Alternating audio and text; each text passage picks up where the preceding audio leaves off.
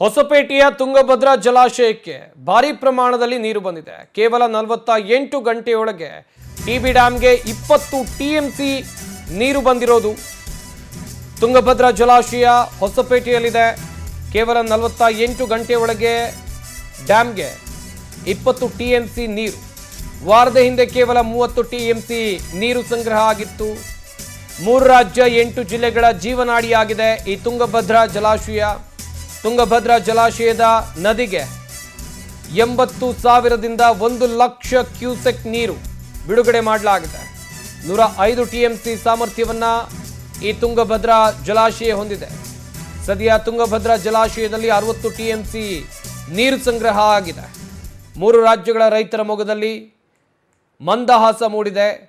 HCL, LLC, Tungabhadra ನದಿ ಮತ್ತು ರಾಯಭಾಗಕ್ಕೆ ನೀರು ಬಿಡಲಾಗುತ್ತಾ? ಹಾಗಾದರೆ ಸದ್ಯ ತುಂಗಭದ್ರಾ ಜಲಾಶಯಕ್ಕೆ ಅಪಾರ ಪ್ರಮಾಣದ ನೀರು ಬರ್ತಾ ಇರುವಂಥ ಕಾರಣಕ್ಕಾಗಿ ಜಲಾಶಯದಿಂದ ನೀರನ್ನು ಹೊರಕ್ಕೆ ಬಿಡಲಾಗಿದೆ.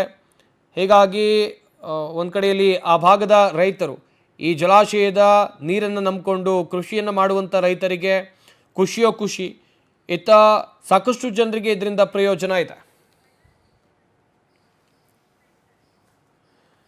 ಈ ಬಗ್ಗೆ ಇನ್ನಷ್ಟು ಮಾಹಿತಿಯನ್ನು ಕೊಡ್ತಾರೆ ನಮ್ಮ ಬಳ್ಳಾರಿ ಜಿಲ್ಲೆಯ ಪ್ರತಿನಿಧಿ ವೀರೇಶ್ ಬಾರ್ಕಿ. ನ್ಯೂಸ್ ಡೆಸ್ಕ್ನಿಂದ ನೇರ ಸಂಪರ್ಕದಲ್ಲಿ ಜಾಯ್ನ್ ಆಗ್ತಾರೆ. ವೀರೇಶ್, ನಿಜಕ್ಕೂ ಕೂಡ ಆ ಭಾಗದ ರೈತರಿಗೆ ಇದು ಖುಷಿಯ ವಿಚಾರ. ಇಷ್ಟು ದಿವಸ ಬರದ ಆತಂಕದಲ್ಲಿ ರೈತರಿದ್ರು, ಈಗ ಅಪಾರ ಪ್ರಮಾಣದ ನೀರು ಜಲಾಶಯಕ್ಕೆ ಹರಿದು ಬರ್ತಾ ಇದೆ. ಡೀಟೇಲ್ಸ್ ಅನ್ನ ಕೊಡೋದಾದ್ರೆ?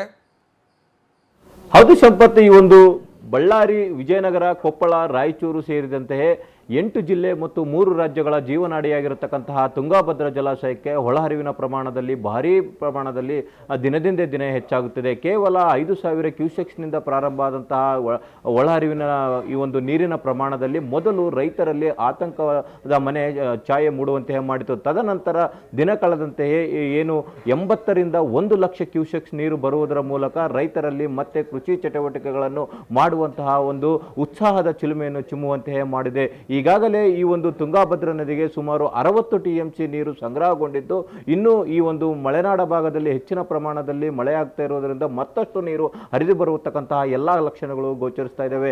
ಇಂದು ಪ್ರಸ್ತುತವಾಗಿ 86,000 ಕ್ಯೂಸೆಕ್ಸ್ ನೀರು ಪ್ರಸ್ತುತವಾಗಿ ಹರಿದು ಬರ್ತಾ ಇದ್ದು, ಇನ್ನು ಕೆಲವೇ ದಿನಗಳಲ್ಲಿ ಈ ಒಂದು ಏನು ಈ ಹಿಂದೆ ಶಿವರಾಜ್ ತಂಗಡಿಯವರು ಹೇಳಿರತಕ್ಕಂತಹ 65 ಟಿಎಂಸಿ ನೀರು ತುಂಬಿದರೆ ಜಲಾಶಯದಲ್ಲಿ ಎಲ್ಲ ಕಾಲುವೆಗಳಿಗೆ ನೀರು ಬಿಡುತ್ತೇವೆ ಅನ್ನತಕ್ಕಂತಹ ಒಂದು ಮಾತನ್ನು ಈ ಒಂದು ತಿಂಗಳ ಹಿಂದೆ ಹೇಳಿದರು. ಅದೇ ಪ್ರಕಾರವಾಗಿ ಇಂದು ಸಂಜೆ ಇಲ್ಲ ನಾಳೆ ಮುಂಜಾನೆ ಒಳಗೆ 65ರಿಂದ 70 ಟಿಎಂಸಿ ನೀರು ಸಂಗ್ರಹವಾಗುವಂತಹ ಸಾಧ್ಯತೆ ಇದ್ದು, ಇನ್ನು ಕೆಲವೇ ದಿನಗಳಲ್ಲಿ ಈ ಒಂದು ನೀರನ್ನು ಈ ಒಂದು ತುಂಗಭದ್ರಾ ನದಿ, ಅದೇ ರೀತಿಯಾಗಿ HLC ಮತ್ತು LLC, ರಾಯ ಭಾಗ ಎಲ್ಲ ಕಾಲುವೆಗಳಿಗೂ ಹರಿಸುವುದರ ಮೂಲಕ ರೈತರ ಈ ಒಂದು ಕೃಷಿ ಚಟುವಟಿಕೆಗಳಿಗೆ ಏನು ಆದ್ಯತೆ ನೀಡುವಂತಹ ಲಕ್ಷಣಗಳು ಗೋಚರಿಸುತ್ತವೆ. ಇದರ ಬಗ್ಗೆ ಈಗಾಗಲೇ ಟಿಬಿ ಬೋರ್ಡ್ನ ಕಾರ್ಯದರ್ಶಿಗಳಾದಂತಹ ORK ರೆಡ್ಡಿ ಅವರು ಸ್ಪಷ್ಟನೆಯನ್ನು ಕೊಟ್ಟಿದ್ದು, ಒಳಹರಿವಿನ ಪ್ರಮಾಣದಲ್ಲಿ ಸಾಕಷ್ಟು ಹೆಚ್ಚಿನ ನೀರು ಹರಿದು ಬರ್ತಾ ಇದೆ. ಯಾವುದೇ ರೈತರು ಚಿಂತೆ ಮಾಡುವ ಅಗತ್ಯತೆ ಇಲ್ಲ. 3 ರಾಜ್ಯ 8 ಜಿಲ್ಲೆಗಳ ರೈತರು ಸಂಪೂರ್ಣವಾಗಿ ಕೃಷಿ ಚಟುವಟಿಕೆಗಳನ್ನು ಸಿದ್ಧಗೊಳಿಸಿಕೊಳ್ಳಿ, ಅದೇ ರೀತಿಯಾಗಿ ಕೃಷಿ ಚಟುವಟಿಕೆಗಳು ಸ್ಪಷ್ಟವಾಗಿ ಮಾಡಿಕೊಳ್ಳುವಂತಹ ಸಿದ್ಧತೆಯ ಕುರಿತು ಸಹ ಒಂದು ಸಂದೇಶವನ್ನು ನೀಡಿದ್ದಾರೆ. ಎಸ್, ಥ್ಯಾಂಕ್ ಯು ವೀರೇಶ್ ತಮ್ಮೆಲ್ಲ ಡೀಟೇಲ್ಸ್ಗಾಗಿ.